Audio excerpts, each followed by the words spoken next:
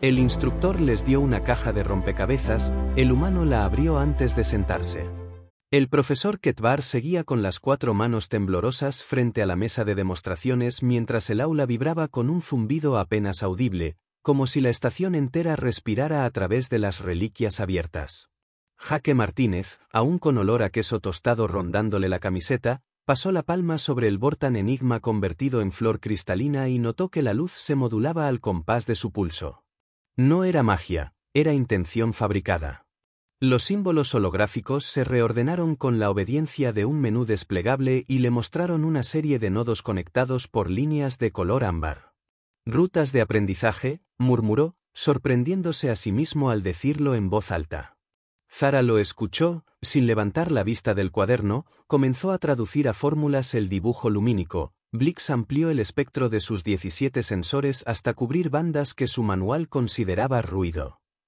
El ruido, para su horror profesional, empezaba a parecer información. Kim, recuperado de su colapso académico, estiró un tentáculo y tocó apenas el borde de la flor. La luz le devolvió un tono azul pálido que, según su cultura, significaba permiso. Ketvar tragó aire y se acercó por primera vez sin solemnidad, como quien tropieza con la puerta de su propia casa y entiende que ha vivido años de puntillas. Si son herramientas, necesitan manuales, dijo. Jake señaló su mano, este es el manual. La alarma de sobrecarga retumbó por tercera vez, y en un acto de pánico administrativo perfectamente coreografiado, media docena de técnicos intentaron apagar al mismo tiempo aquello que no comprendían. Dim Bestara irrumpió con el paso metálico de sus 6 patas y un solo gesto de sus ojos compuestos impuso silencio. No corten la energía, ordenó. Si estos artefactos son didácticos, se apagarán si finalizamos la lección correcta. Jake aspiró hondo, como un barista que evalúa el vapor antes del vertido, y se acercó a la esfera de resonancia. El zumbido del aula tenía memoria, una cadencia en quintas que recordaba las canciones que su madre tarareaba cuando él arreglaba juguetes rotos. Hizo algo impensable para la sala, cerró los ojos. Tarareó. El timbre se desplazó, 2 artefactos bajaron de intensidad, uno tosió en una ráfaga de fotones. Están en modo demostración, dijo Jake, divertido de lo ridícula que sonaba esa frase en boca de un estudiante de marketing ante un consejo de sabios. Hay que completar la secuencia de salida. Bestara no preguntó cómo lo sabía, le acercó, sin pompas, el maletín con el resto. Enséñanos a aprender, dijo. Y fue la primera vez que alguien le pidió a un humano, allí, algo que no fuera rendir cuentas. El rumor atravesó Kepler Station como un destello en un cable transparente, el humano que abría imposibles. Llegaron biólogos que querían medirle la piel, matemáticos listos para declararlo aberración estadística, poetas que buscaban metáforas frescas para bautizar lo nuevo. Jake, exhausto y con hambre atrasada, impuso una condición vulgar y profundamente humana: traigan café. Y pan. La negociación científica se convirtió en merienda colectiva. Entre sorbos, desmontó supersticiones. Explicó que un mecanismo se deja al leer si no lo tratas como una quimera, que un clic apenas audible puede valer más que un terabyte de simulaciones, que el truco no era ser más listo que los muertos, sino más paciente que los vivos. Zara recogía cada frase como si fueran axiomas, pero se atrevió a disentir: la paciencia no explica el acceso a armónicos fuera de catálogo. Jake chasqueó la lengua y, con una cuchara de madera, golpeteó 3 veces el marco de la mesa. La flor del Vortan respondió con un eco a destiempo. Los catálogos describen el pasado, dijo. Las herramientas enseñan futuros. En ese instante, Ketvar dejó de parecer un profesor y, por primera vez, tuvo cara de alumno. Para validar que no todo era casualidad deliciosa, Bestara autorizó una salida a los depósitos fríos del anillo externo, donde yacían artefactos clasificados como inertes o malditos según el departamento que hubiera fracasado con ellos. El pasillo olía a metal antiguo y gel conservante. Una pieza en particular, un prisma opaco con vetas como ríos no cartografiados, había quemado 2 manipuladores y devuelto a una doctora el eco de su propia voz con 37 segundos de retraso. Jake la tomó como quien agarra una taza demasiado caliente, con respeto, sin miedo. Este no enseña nada si no preguntas bien, dijo. Preguntar, para él, implicó apoyar el prisma contra su esternón y respirarle encima hasta que el vaho dibujó mapas sobre la superficie. Las vetas se iluminaron. «Quiere contexto térmico, no fórmulas», tradujo.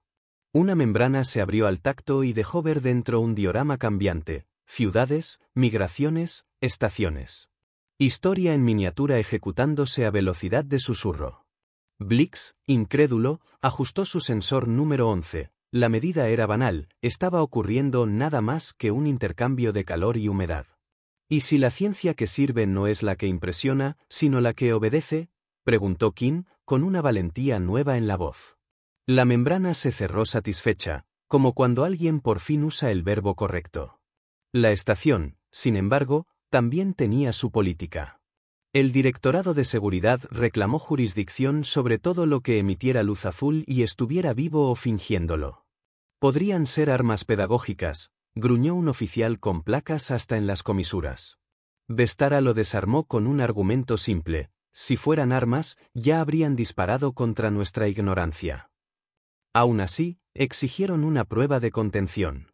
Jake propuso una idea de restaurante, servicio lento. El plan consistía en forzar a los artefactos a disminuir gradualmente su actividad como si fueran hornillos que se apagan a voluntad. Repartieron toallas, recipientes con agua, materiales porosos, y diseñaron una coreografía de enfriamiento y absorción, no de corte. Ketvar, con una manta térmica como capa absurda, coordinó el conteo de respiraciones. Zara marcó con tiza áreas de contacto. Blix midió, resignado, lo que jamás habría llamado ciencia media hora antes, la paciencia que totaliza. Funcionó. Uno a uno, los maestros se recogieron, la flor se cerró, el prisma bostezó hasta volverse piedra quieta, la esfera moduló su tono hasta confundirse con la ventilación. El oficial de placas guardó silencio y, para sorpresa de todos, aplaudió 2 veces. Contenidos. Por metodología suave. Fue el elogio más raro y más exacto del día. Esa noche, sin aula ni público, quedaron Jake, Ketvar y Zara frente a la mesa ahora oscura. Un cansancio bondadoso les ablandó los hombros. Jake confesó que su plan de vida seguía siendo abrir un sitio de comida. Se llamará Caballo, no Cebra, bromeó, y Ketvar rió con una carcajada que arrastró años de solemnidad. Zara, sin quitarse el gesto de estudio perpetuo, le ofreció algo más serio: quédate un ciclo. No por nosotros, por ellos. Señaló los objetos. Si son docentes, necesitan alumnos que recuerden tocar. Jake miró sus manos. Tenían cortes finos, marcas de herramientas viejas, la memoria de una carpintería de barrio y de un padre que arreglaba lo que otros tiraban. No prometió. Tomó un rotulador y escribió, en un borde del banco de trabajo, 7 líneas que no eran ecuaciones ni recetas, sino maneras de empezar: escucha, toca, compara, enfría, pregunta, repite distinto, agradece. Ketvar los leyó con devoción nueva. Currículo, dijo. Y por una vez la palabra no pesó. El eco de lo ocurrido en el aula 17 se propagó por Kepler Station con la velocidad de un rumor que sabe encontrar oído dispuesto. Los corredores que normalmente olían a ozono reciclado y grasa de maquinaria ahora se llenaban de conversaciones cortadas a media frase, de miradas curiosas dirigidas hacia el único humano del programa de intercambio. Jake intentó ocultarse en la cafetería principal, con un plato de algo que pretendía ser sopa, pero descubrió que hasta la sopa le observaba con expectación. Cada vez que levantaba la cuchara alguien se acercaba con un «¿es cierto que?» o un «¿podría usted tocar esto un momento?». La mesa terminó cubierta de objetos insignificantes, relojes de pulsera que nunca habían funcionado, cerraduras atascadas, un dispositivo de música que llevaba años en silencio. Y cada uno, tras pasar por sus manos, recuperaba utilidad. Para Jake era como arreglar juguetes en el taller de su padre, pero para la estación era espectáculo de magia. Vestara, pragmática incluso en el asombro, decidió que la situación debía encauzarse antes de que degenerara en circo. Convocó a Jake, al profesor Ketvar y a 2 jefes de investigación al salón estratégico de la cúpula central. Allí, bajo la vista de las estrellas, desplegó un archivo con siglos de fracasos académicos, piezas etiquetadas «Enigma», «sin respuesta», «imposible». El brillo de las vitrinas se mezclaba con la frustración acumulada de generaciones. Jake, aún con manchas de sopa en la camisa, miró aquella colección con un respeto que no era reverencia, sino reconocimiento al tiempo desperdiciado. ¿De verdad queréis que lo intente todo en una sola tarde?, preguntó. Ketvar abrió la boca para lanzar un discurso, pero Vestara lo interrumpió con sencillez. No. Queremos que nos enseñes qué hacer cuando lo intentemos nosotros. La primera pieza que le entregaron parecía un poliedro de metal fosforescente, lleno de aristas imposibles de seguir a simple vista. Jake no la manipuló de inmediato, la dejó reposar en la mesa, pasó la palma encima, se inclinó a escuchar. El silencio del salón se volvió pesado hasta que murmuró: «Este no se abre por la fuerza ni por la lógica, se abre cuando entiendes que es una cerradura de dos dueños». Pidió que Ketvar colocara su mano sobre otra cara del poliedro. El profesor lo hizo con gesto incrédulo. El objeto respondió con un chasquido y liberó un haz de símbolos que giró en espiral sobre ellos. Era un archivo de correspondencia entre dos civilizaciones extinguidas, cartas de amor y comercio codificadas en geometría. Jake se apartó con un gesto como de haber terminado una tarea trivial. Ketvar, en cambio, temblaba. Toda su vida creyó que la arqueología era cuestión de fórmulas, y un estudiante de negocios le había mostrado que también era cuestión de compañía. La sala permaneció embriagada por aquella revelación, pero Jake se limitó a bostezar.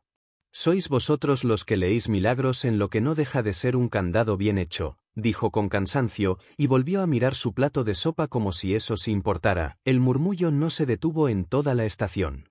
Lo que había empezado como un accidente en una clase, después como un experimento improvisado en el despacho de la decana, se convirtió en una fiebre que arrastraba a cualquiera con curiosidad. Los pasillos que normalmente vibraban solo con los anuncios de mantenimiento o con las rutinas de embarque, ahora se llenaban de grupos que discutían sobre el humano que escucha las cosas o sobre el abridor de imposibles. Jake caminaba cabizbajo con su bandeja de comida, intentando ser invisible, pero la invisibilidad era imposible cuando cada movimiento suyo producía un coro de ojos compuestos, tentáculos nerviosos o plumas erizadas siguiéndolo como si fuera un cometa raro. En un intento desesperado de normalidad, decidió instalarse en una esquina de la biblioteca de estudiantes, un lugar que solía estar vacío porque la mayoría prefería trabajar con los bancos de datos holográficos. Pero esa noche la sala se llenó, no de lectores sino de observadores. Abrió su portátil y empezó a garabatear ideas de un plan de negocios, recetas que recordaban a la cocina de su barrio en la tierra, listas de proveedores ficticios. Cada línea que escribía era observada por Zara con fascinación casi religiosa, como si cada palabra escondiera una clave secreta para resolver civilizaciones perdidas. Jake la miró cansado y dijo: «Estoy escribiendo sobre sándwiches de queso, no sobre reliquias». Ella apuntó la frase completa en su cuaderno como si fuera un principio filosófico. Kim, enroscado en un rincón, se atrevió a hablar. «Quizás sea eso lo que nos falta, mirar lo extraordinario como si fuera ordinario». Y esa simple frase cambió el aire de la biblioteca. De pronto todos parecían sospechar que lo importante no eran las fórmulas ocultas, sino la disposición a tratarlas como objetos cotidianos. A la mañana siguiente, la decana Vestara decidió poner orden. Convocó una sesión oficial en el salón de conferencias de la estación, con transmisión en directo a varias facultades. Quería demostrar que el fenómeno podía estudiarse bajo control. Jake fue obligado a sentarse en el centro de la sala, con un círculo de dispositivos de grabación apuntando hacia él. Sobre la mesa colocaron el obelisco de Turan, un bloque de cristal opaco que había resistido todas las ondas y rayos de análisis durante 3 siglos. Los expertos guardaban silencio solemne, para ellos, aquello era casi una deidad muda. Jake lo miró como se mira una pecera. Golpeó suavemente con los nudillos, escuchó el sonido hueco, ladeó la cabeza y sonrió. «Esto es un recipiente», afirmó. Los murmullos recorrieron las gradas. Colocó ambas manos sobre la superficie, cerró los ojos y respiró con calma, como quien prueba la temperatura del agua. El cristal respondió con un latido de luz interior y se abrió mostrando en su interior miles de pequeños fragmentos que flotaban como semillas luminosas. La sala entera contuvo el aliento. Los sensores se volvieron locos, las pantallas mostraban gráficas incomprensibles, y sin embargo Jake lo expresó de la forma más sencilla: es un frasco de recuerdos. Alguien guardó voces y memorias aquí, como nosotros guardamos fotos en un cajón. Apretó suavemente uno de los fragmentos y el aire se llenó con una melodía que parecía mezclar todas las emociones posibles de una vida: risas, pasos, palabras en idiomas extinguidos. Vestara, normalmente imperturbable, inclinó su cabeza como si hiciera una reverencia involuntaria.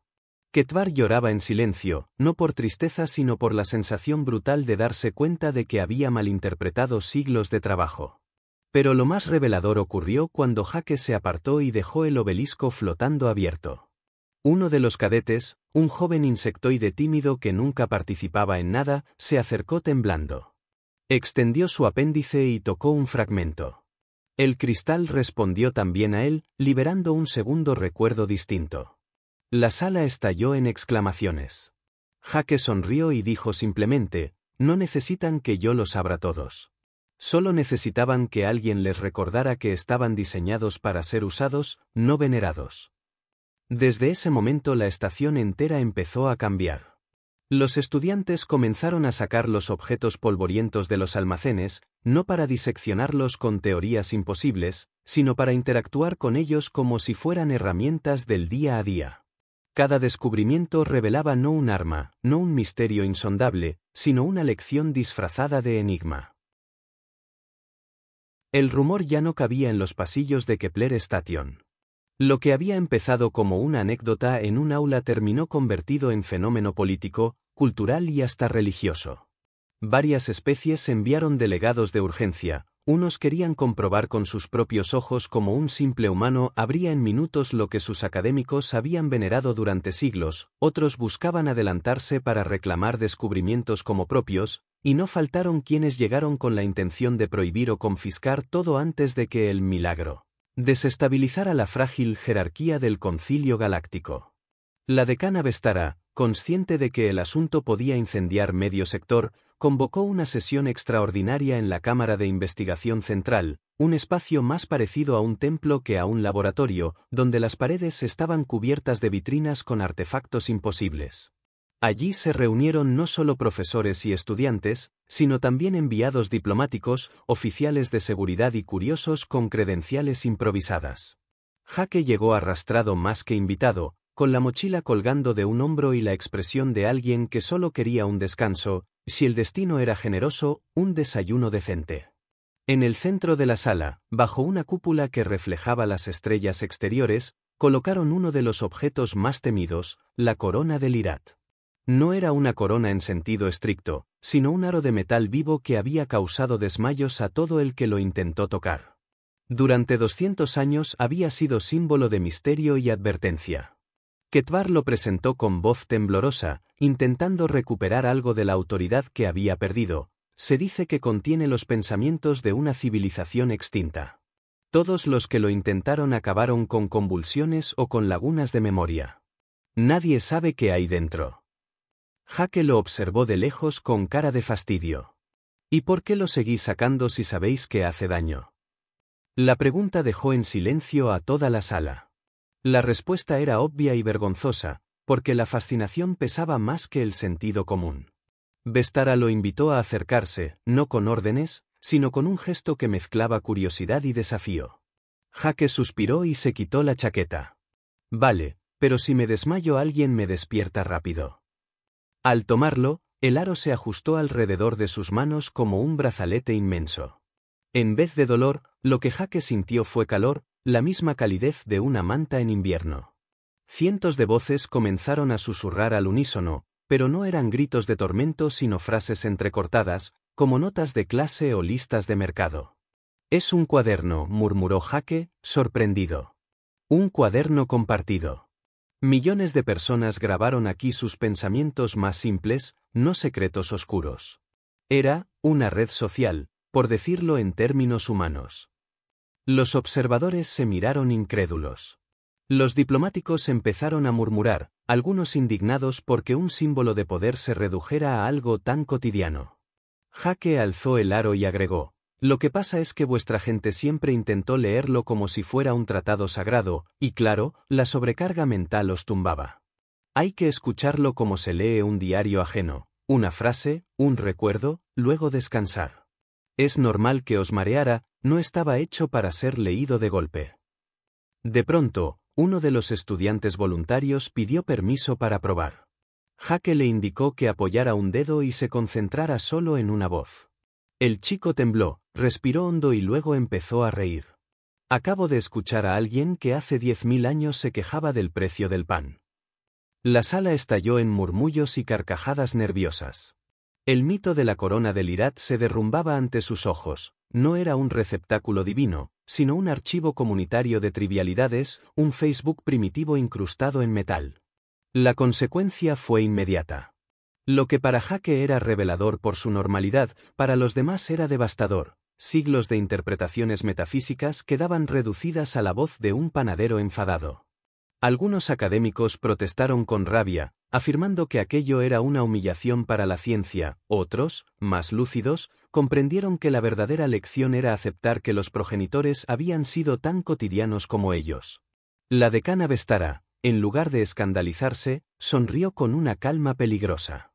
Esto confirma lo que pensé anoche, llevamos siglos buscando dioses donde solo había maestros. Y lo más irónico es que quizá nunca quisieron ser maestros, solo vecinos que dejaron sus apuntes. El ambiente se cargó de tensiones. Los enviados diplomáticos empezaron a discutir a gritos, unos queriendo prohibir a Jake manipular más objetos, otros exigiendo que trabajara exclusivamente para su especie. Ketvar, en un intento desesperado de proteger lo poco que quedaba de su prestigio, se interpuso: es un estudiante de intercambio, no un oráculo. Pero nadie lo escuchó.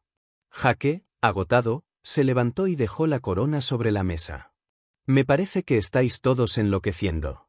Yo no estoy descubriendo nada, solo estoy usando las cosas como se usaría un candado o un cuaderno en mi mundo.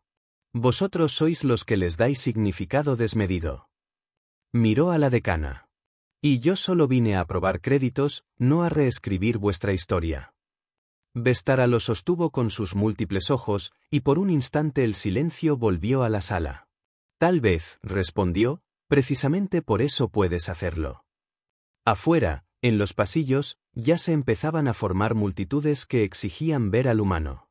Algunos lo llamaban profeta, otros fraude, otros amenaza. Las luces de la estación titilaban bajo la sobrecarga de tantos artefactos activados a la vez, y un murmullo grave recorría el metal, como si la propia Kepler Station se preparara para una tormenta. Jake, sin embargo, solo pensaba en una cosa: encontrar un rincón tranquilo donde poder comerse, por fin, aquel sándwich de queso que nunca dejaban en paz. Las horas posteriores al escándalo de la corona del Irat fueron un torbellino que desbordó la capacidad de la estación para procesar rumores. La noticia viajó más rápido que cualquier transmisión oficial: el humano abría lo imposible, el humano escuchaba a los muertos, el humano desmontaba mitos con una sonrisa cansada. En menos de un ciclo, Kepler Station se convirtió en un hervidero de visitantes, delegaciones diplomáticas que exigían acceso a los objetos, sacerdotes de religiones menores que reclamaban que las reliquias eran sagradas, comerciantes que olían negocio en la palabra milagro, y hasta periodistas clandestinos que pagaban con favores oscuros por una sola imagen del abridor de imposibles. Jake intentó desaparecer entre la multitud, pero resultaba tan inútil como esconder un fuego en un cuarto oscuro. Cada vez que se detenía en un pasillo, alguien le ponía en las manos un artefacto menor, esperando que se abriera como una flor. Algunos lo hacían con reverencia, otros con avidez, otros con desesperación. Y lo peor era que, la mayoría de las veces, los objetos respondían. A veces se abrían en melodías, otras en pequeñas proyecciones holográficas de recuerdos cotidianos, una receta de pan, un mapa de cacería, un poema infantil. Nada grandioso, nada que justificara siglos de culto, pero todo tan profundamente humano en su sencillez que resultaba insoportable para quienes habían levantado carreras enteras sobre la idea de lo incomprensible. La decana Vestara comprendió que el caos podía incendiar la estación. Convocó a Jake y a los principales jefes de departamento en una sala sellada, sin cámaras ni testigos. El ambiente olía a ozono por la sobrecarga de artefactos que habían sido activados y que nadie sabía cómo apagar del todo. Jake entró con las manos en los bolsillos, encogiéndose de hombros. Si todo esto es por mí, aviso que lo único que quiero es dormir 8 horas seguidas y comer algo decente. Vestara lo observó con aquella mezcla de depredador y administradora que solo ella sabía mantener. Precisamente porque no lo buscas, porque no pretendes nada, es que puedes hacerlo. Eso lo hace aún más peligroso. Los jefes de investigación estallaron en una discusión caótica. Unos proponían aislarlo, otros querían proclamarlo investigador honorario, otros sugerían entregarlo al concilio para evitar sanciones. Ketvar, que había pasado de la soberbia al colapso y del colapso a una especie de aceptación resignada, levantó sus 4 brazos y pidió silencio. Lo que nos duele no es que él abra los objetos. Lo que nos duele es que los abra sin esfuerzo. Porque demuestra que nuestra grandeza académica estaba construida sobre malentendidos. El silencio que siguió fue insoportable. Jake se levantó, caminó hasta la mesa central y tomó uno de los objetos recién traídos de la cámara sellada, un disco de obsidiana que nunca había respondido a ningún estímulo. Lo sostuvo como si fuera un plato cualquiera y lo giró entre sus dedos. Esto no es un misterio. Esto es un calendario. Mirad. Tocó 3 hendiduras en secuencia, y el disco proyectó sobre la pared un ciclo de estaciones, cosechas y migraciones estelares. Una herramienta agrícola, nada más. El aire de la sala se llenó de una mezcla de alivio y desolación. Décadas de teorías sobre profecías cósmicas se derrumbaban frente a un calendario de granjeros. Los diplomáticos presentes empezaron a gritar entre sí. Algunos veían en ello una amenaza a sus dogmas, otros una oportunidad de control político. Uno de ellos incluso acusó al humano de herejía galáctica. Jake los miró como quien mira un teatro absurdo y dejó el disco sobre la mesa. Sois vosotros los que convertís herramientas en ídolos. Yo solo las uso como lo que son. Vestara comprendió que mantenerlo oculto sería imposible. Alzó la voz, con autoridad que atravesaba el bullicio, anunció: desde hoy, la estación no custodiará reliquias como si fueran tesoros sagrados. Serán laboratorios abiertos, y quien quiera estudiarlas tendrá que ensuciarse las manos como hace el humano. Este será nuestro nuevo método. Ketvar inclinó la cabeza, derrotado y liberado a la vez. Zara apretó su cuaderno contra el pecho como si llevara oro puro. Kim temblaba, pero con un brillo nuevo en los ojos, el brillo de quien descubre que el miedo no era a los objetos, sino a su propia incapacidad de preguntar de forma simple. Esa noche, mientras afuera la estación hervía de rumores y conspiraciones, Jake se tumbó en su litera con una manta áspera y un pedazo de pan en la mano. El zumbido de los artefactos aún vibraba a través de los muros, pero por primera vez no sonaba como amenaza, sino como un coro distante de voces antiguas esperando ser escuchadas. Cerró los ojos y pensó, con ironía cansada, ojalá al menos me den créditos extra por todo esto. La estación entera se había convertido en un hervidero. Kepler, que normalmente vibraba con la rutina anodina de turnos, clases y mantenimiento, ahora parecía un enjambre al borde de la histeria colectiva. Cada pasillo, cada cafetería, cada módulo habitacional se llenaba de voces que repetían el mismo nombre, Jake Martínez. Algunos lo pronunciaban con reverencia, otros con sarcasmo, otros con miedo. Había quienes lo llamaban profeta de lo cotidiano, quienes lo veían como amenaza al prestigio de sus instituciones, quienes querían explotarlo como arma diplomática y quienes simplemente lo perseguían para que les arreglara sus relojes rotos o cerraduras viejas. La decana Vestara comprendió que la estación no soportaría mucho más tiempo en aquel estado de tensión. Convocó una asamblea de emergencia en el auditorio central, con delegados de 14 especies conectados por transmisión directa y los pasillos abarrotados de curiosos que se apretaban para escuchar. La idea era sencilla: poner al humano frente a todos y decidir oficialmente qué hacer con él. Jake, que apenas había dormido y que llevaba 2 días comiendo lo que encontraba a medias, llegó con los ojos enrojecidos y una taza de café instantáneo en la mano. Espero que esto no dure mucho, murmuró al ver la magnitud del evento. Tengo que entregar un trabajo de mercadotecnia antes del viernes. En el centro del escenario, sobre un pedestal blindado, colocaron el artefacto más temido de la colección, la llamada lámina de MYRR. Una plancha oscura que había consumido todos los intentos de análisis con un efecto devastador. Cada científico que la estudiaba terminaba obsesionado, murmurando cálculos sin sentido hasta colapsar. Durante generaciones, la lámina fue considerada maldita. Ahora, el consejo quería ver qué haría Jake frente a ella. Cuando la depositaron frente a él, la multitud contuvo el aliento. Jake la observó sin tocarla. No parecía sentir miedo, solo una curiosidad práctica, como quien evalúa una sartén demasiado usada. Dio un sorbo a su café, dejó la taza en el suelo y pasó la yema de los dedos sobre la superficie. El metal, frío al principio, respondió con un pulso suave, casi como si respirara. Jake frunció el ceño. Esto no es un arma ni un demonio. Es un pizarrón. La afirmación fue tan absurda que casi todos rieron nerviosos. Pero la risa murió cuando Jake presionó un borde y la lámina proyectó un enjambre de ecuaciones holográficas que flotaron sobre la sala. Símbolos, fórmulas, gráficos se extendieron como constelaciones vivas. Los sensores estallaron en pitidos, incapaces de registrar la magnitud de datos. Jake, en cambio, soltó un suspiro cansado. Claro, es un cuaderno interactivo. No estaba diseñado para que lo mirara una sola persona durante años, sino para que grupos lo usaran al mismo tiempo, como discusión en pizarra. Por eso os volvía locos, tratabais de resolver solos lo que estaba hecho para resolverse en grupo. La revelación cayó como una bomba. Cientos de rostros en la sala se iluminaron con la proyección, entendiendo de golpe lo obvio.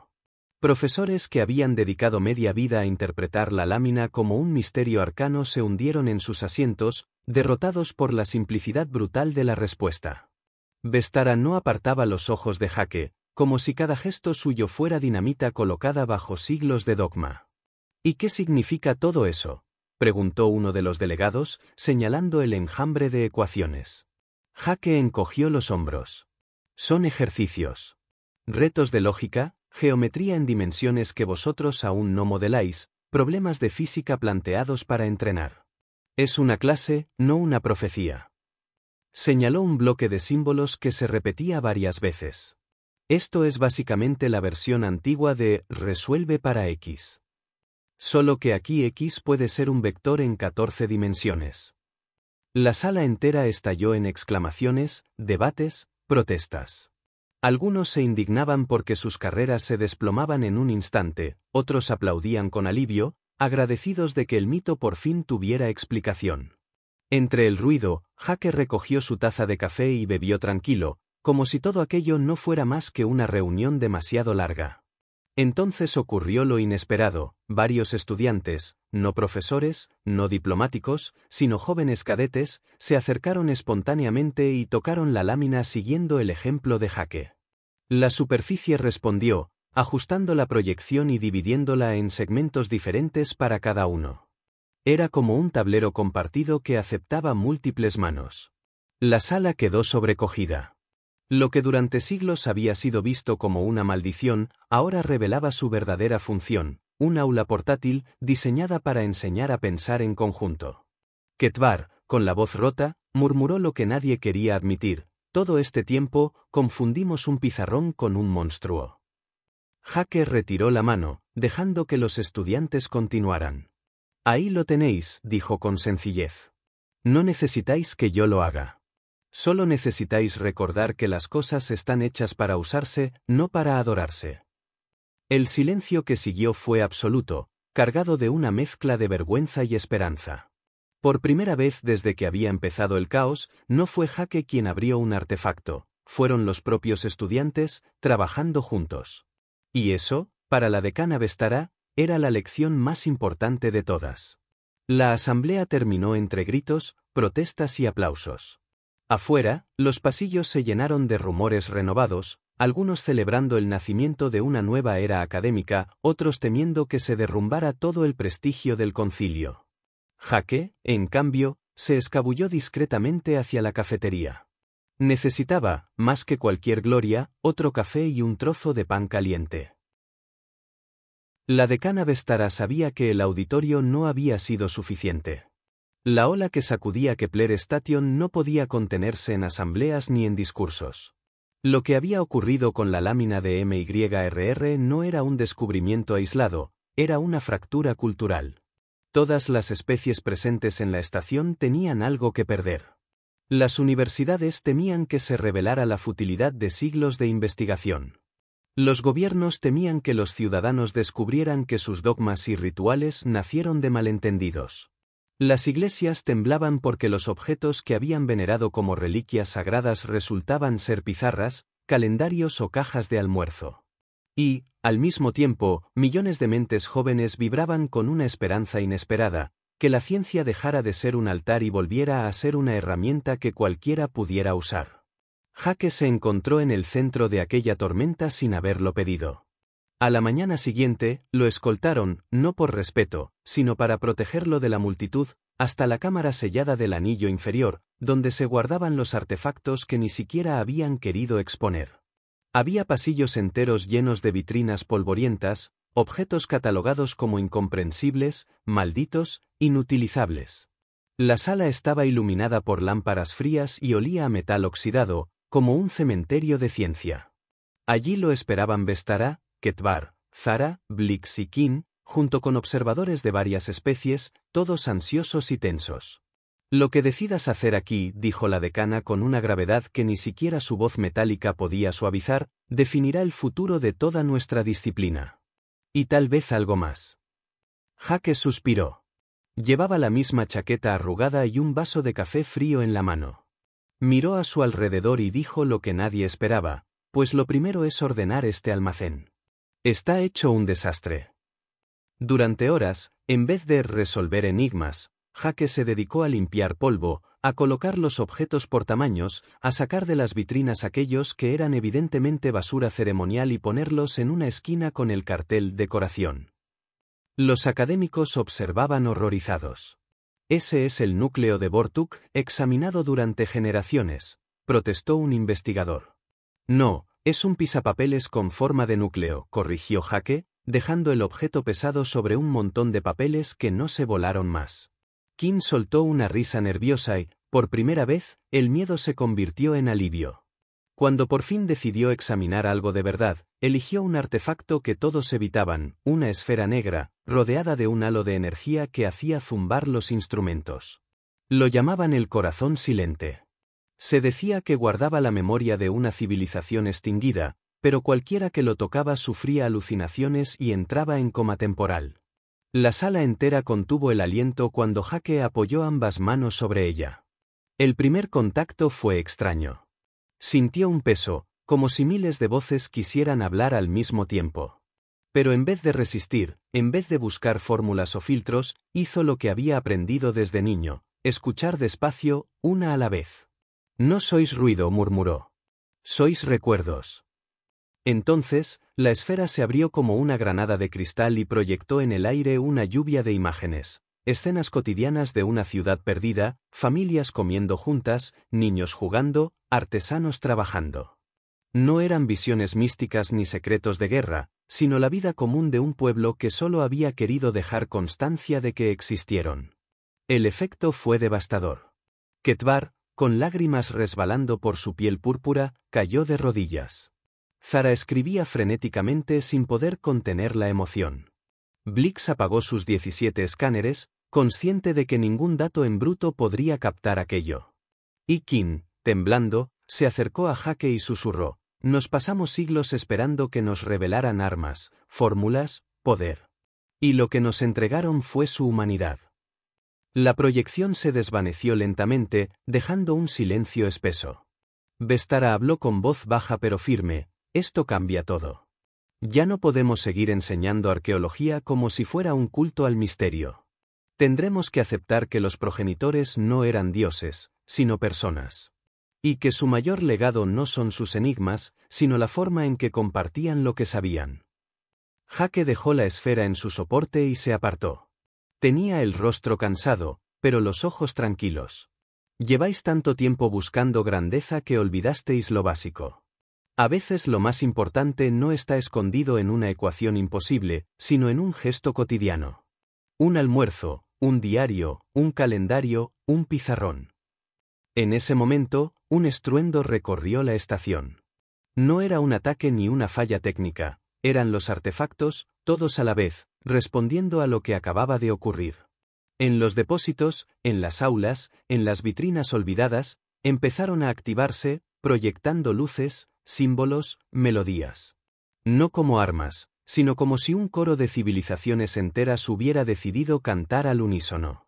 Los sensores colapsaron, las alarmas sonaron, la multitud en los pasillos miró al cielo metálico de la estación con asombro y miedo. Jake se giró hacia la decana con la taza vacía en la mano. Pues parece que los he despertado a todos, dijo con ironía. ¿Tienes otro café? Vestara lo miró con una mezcla de terror y respeto. No, humano, respondió. Lo que has despertado no son objetos. Has despertado a nuestra propia ignorancia. Y ahora tendremos que aprender a vivir con ello. La estación entera, iluminada por artefactos que brillaban como estrellas interiores, se convirtió en un aula gigantesca. Y en medio de aquel resplandor, un estudiante de negocios soñaba con abrir un restaurante, mientras sin querer había reescrito la historia del conocimiento galáctico.